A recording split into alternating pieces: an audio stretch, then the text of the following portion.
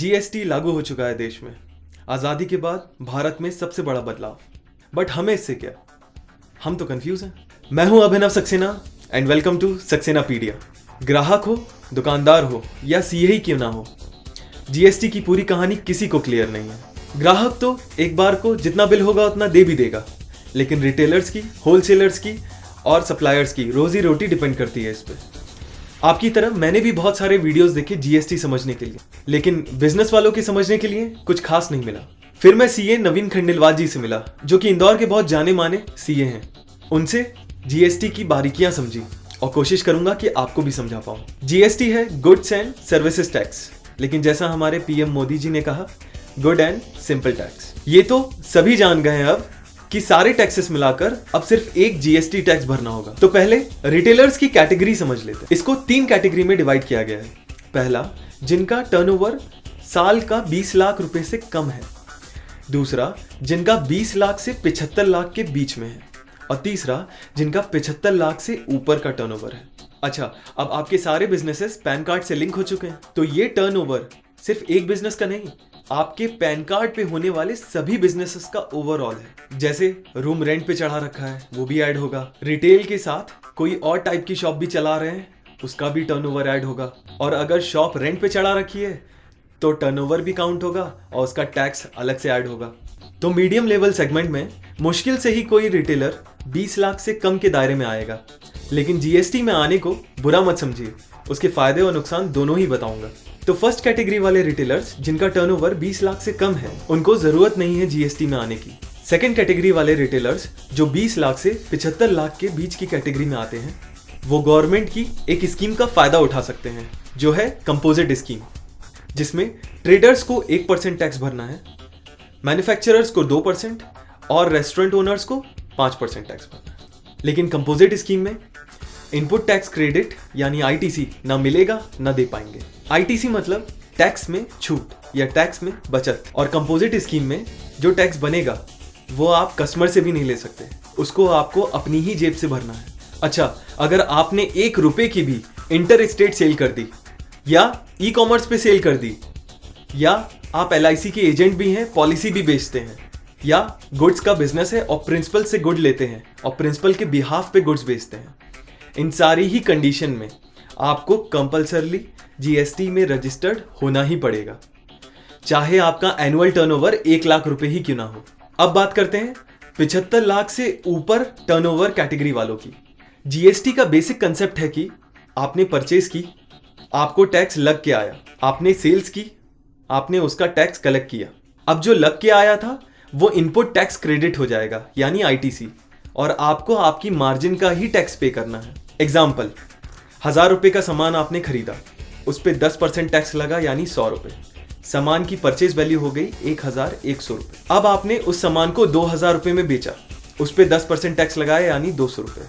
अब सामान की सेल वैल्यू हो गई 2200 रुपए। तो नेट टैक्स पेबल ये 200 रुपए जो आपने कलेक्ट किए माइनस जो 100 रुपए आपने जमा किए थे, उससे माइनस करके जो फाइनल 100 रुपए होगा वही होगा, जो कि आपके 1000 रुपए की मार्जिन के अकॉर्डिंग ही लिया गया है। कोई टैक्स पे टैक्स नहीं लगेगा अब, बशर्ते आपने जिस सप्लायर या वेंडर से प्रोडक्ट परचेज किया है वो टाइम पे और पूरा टैक्स भरे। उसने 1 रुपए का भी टैक्स अगर नहीं भरा तो उसका आईटीसी यानी इनपुट टैक्स क्रेडिट रुक जाएगा, उसके सारे रिटेलर्स को उसका आईटीसी नहीं मिलेगा। अब आप रिवर्स टैक्स मैकेनिज्म में आ जाएंगे और उसका टैक्स भी आपको भरना पड़ेगा। लेकिन परेशान मत होइए, दूसरे का जो टैक्स आपने भरा है वो साल भर बाद क्रेडिट जरूर हो जाएगा, बट तब तक आपका कैश ब्लॉक रहेगा। तो नॉन जीएसटी वेंडर्स से परचेज ना ही करें, और इसीलिए वेंडर एग्रीमेंट का कॉन्सेप्ट लाया गया है। इसे किसी भी स्टैम्प पेपर पे नहीं, नॉर्मल पेपर पे दोनों पार्टी के साइन से भी किया जा सकता है। इसके लिए आप सीए की मदद जरूर लें। अच्छे वेंडर्स जो टाइम पे टैक्स भरते हैं उनको government out of 5 star rating भी देगी, ताकि अच्छे वेंडर्स की पहचान हो सके रिटेलर्स को। इनफैक्ट इतना ही नहीं, आपको हर गुड्स और सर्विसेज पे भी आईटीसी मिलेगा, यानी टैक्स की सेविंग, सिर्फ उन आइटम्स को छोड़ के जो नेगेटिव लिस्ट में आते हैं, जिसका लिंक डिस्क्रिप्शन में दिया हुआ। Example, phone bill, mobile postpaid bills, AC, furniture, computer, software, security agents के बिल पे लगा हुआ टैक्स नहीं। और स्टेट के अंदर कहीं बिजनेस गए, वहां रुके तो वहां रुकने पे होटल का टैक्स, कहीं जाने के लिए टिकट बुकिंग कराई तो उस पे लगने वाला टैक्स, इन सभी पे इनपुट क्रेडिट टैक्स मिलेगा यानी आईटीसी। लेकिन इंटर स्टेट गए, जैसे एमपी से दिल्ली इंटर स्टेट हो गया, इसलिए नहीं मिलेगा। कोल्ड ड्रिंक्स, चाय, फूड, बेवरेजेस पे नहीं मिलेगा। इन शॉर्ट नेगेटिव लिस्ट के किसी भी आइटम पे नहीं मिलेगा। आपने प्रोडक्ट परचेज किया, उस पे आईटीसी भी ले लिया, लेकिन 6 महीने तक उसका वेंडर को पेमेंट नहीं किया तो आईटीसी रिवर्स हो जाएगा विद इंटरेस्ट। ये अच्छा भी है और खराब भी है। खुद पे आता है तो खराब है, दूसरों को पेमेंट करना हो तो अच्छा है। अब समझ लेते हैं जीएसटी कितना लगेगा और कैसे लगेगा। तो जीएसटी में आने वाले आइटम्स के परसेंटेज की लिस्ट तो बहुत लंबी है, लेकिन मोटा मोटा 0, 5, 12, 18 और 28 के स्लॉट्स हैं। लिस्ट डिस्क्रिप्शन में देख सकते हैं आप। जीएसटी की 3 कैटेगरी हैं, IGST, SGST एंड CGST। अगर आपने इंटर स्टेट परचेस की यानी दूसरे प्रदेश से माल मंगवाया तो जो भी उस आइटम पे जीएसटी का परसेंटेज लग रहा होगा वो 100% IGST में जाएगा। और इसी तरह अगर दूसरे प्रदेशों में आपने सप्लाई किया माल तो भी जो परसेंटेज उस आइटम पे लगना है उसका पूरा का पूरा IGST में जाएगा। लेकिन अगर आपने इंट्रा स्टेट यानी खुद के प्रदेश में ही खरीदारी की तो उस आइटम पे जो जीएसटी परसेंटेज होगा वो हाफ CGST में जाएगा और हाफ SGST में जाएगा। ये कंबाइन होके जीएसटी बनेगा। और अगर प्रदेश के अंदर ही सेल की तो भी हाफ CGST में लगेगा और हाफ SGST में लगेगा, 50-50%। और ये सब आपको कैलकुलेट नहीं करना है। कुछ बहुत अच्छे सॉफ्टवेयर्स मार्केट में हैं जो ये सारे परसेंटेज ऑटोमेटिकली कैलकुलेट करके आपके बिल में लगाकर दे देंगे। इन सॉफ्टवेयर्स का लिंक डिस्क्रिप्शन में देख सकते हैं। अब रिटर्न्स फाइलिंग कब करनी है? हर महीने की 10 तारीख को परचेज की रिटर्न फाइलिंग होगी,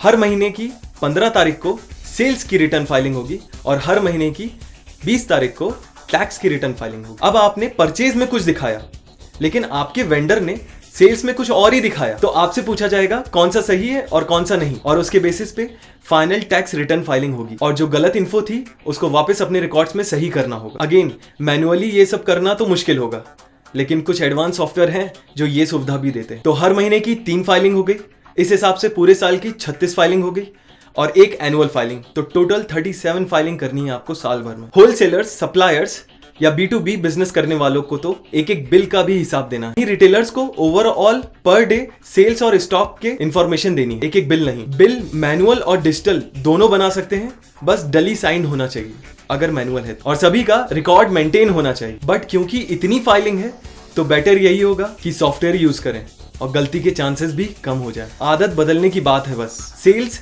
रिटर्न के केस में अगर माल इंटर स्टेट यानी दूसरे प्रदेश से खरीदा आपने, उसे अगर वापस करेंगे तो उसे सेल्स रिटर्न नहीं मानी जाएगी अब, बल्कि नई सप्लाई मानी जाएगी जीएसटी के अंदर। रिटर्न करने के लिए भी अब आप इनवॉइस रेज करेंगे और जो परसेंटेज जीएसटी का लगेगा वो पे करेंगे। कंप्लायंसेस थोड़ा मुश्किल है, सही जानकारी सही टाइम पे देनी। आलसी लोगों का कोई काम नहीं, जो अनऑर्गेनाइज हैं बस वही आउट ऑफ बिजनेस हो जाएंगे। एक दिन भी रिटर्न फाइलिंग में लेट नहीं होना वरना भारी पेनल्टीज है। मान लीजिए अगस्त का महीना है और फाइलिंग करते समय एक बिल भी छूट गया अगस्त का, तो उसको सितंबर में शो कर दीजिए। पिछले मंथ का गया तो गया, वो फाइनल है, उसमें कोई छेड़छाड़ नहीं कर सकते। अब आपको अकाउंटिंग भी कनेक्ट करनी है, आपकी मर्जी है ऑनलाइन करें या मैनुअल करें, बट अब हर प्रोसेस तो ऑनलाइन ही होगा। आपको नोटिस ऑनलाइन मिलेगा, रिप्लाई भी ऑनलाइन करना होगा, रिटर्न भी ऑनलाइन जमा करना है, सर्टिफिकेट के लिए भी अप्लाई करना है तो ऑनलाइन ही करना है। कोई मैनुअल इंटरवेंशन नहीं होगा, हर चीज टेक्नोलॉजी पे है। अब सेल्स टैक्स डिपार्टमेंट में कोई चक्कर नहीं काटने पड़ेंगे, उनसे कुछ पूछेंगे तो वो भी कहेंगे भैया ऑनलाइन करो। अब कुछ एक्स्ट्रा टिप्स। ये बीता हुआ 2017 का अप्रैल, मई और जून को आप एक कंप्लीट साल की तरह ट्रीट करें और अकॉर्डिंगली अपनी बैलेंस शीट प्रिपेयर करें। गवर्नमेंट ने जुलाई से शुरू होने वाले जीएसटी की फाइलिंग डेट जो 10 अगस्त को आती उसे बढ़ाकर 10 सितंबर कर दिया है। 10 सितंबर को जो स्टॉक शो करेंगे आप, उसके बाद 2018 मार्च में आप चाहें कि हमेशा की तरह एडजस्टमेंट हो जाए तो वो नहीं हो पाएगा। जो होगा अभी होगा, अपनी आदतें बदलनी होंगी।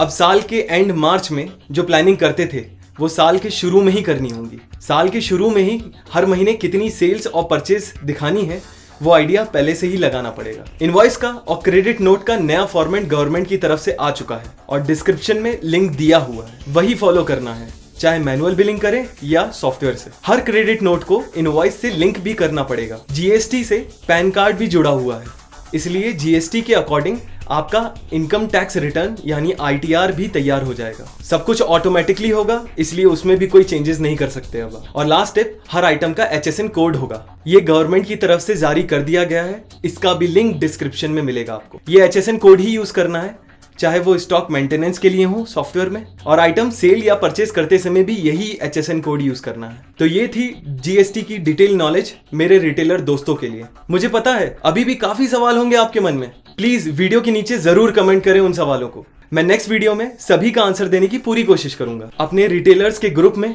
एसोसिएशन में, या जिस भी दोस्त की कोई शॉप हो उसे जरूर शेयर करें, एडुकेट करें। कोई भी हेल्प चाहिए हो सॉफ्टवेयर या टेक्नोलॉजी से रिलेटेड तो मुझे कॉल करें डिस्क्रिप्शन में दिए नंबर पर। लेकिन GST से रिलेटेड सवाल कमेंट में ही पूछें। आगे आने वाले ऐसे ही बहुत सारे business, startup, personality development, management skill के वीडियो के लिए सब्सक्राइब और लाइक जरूर करें।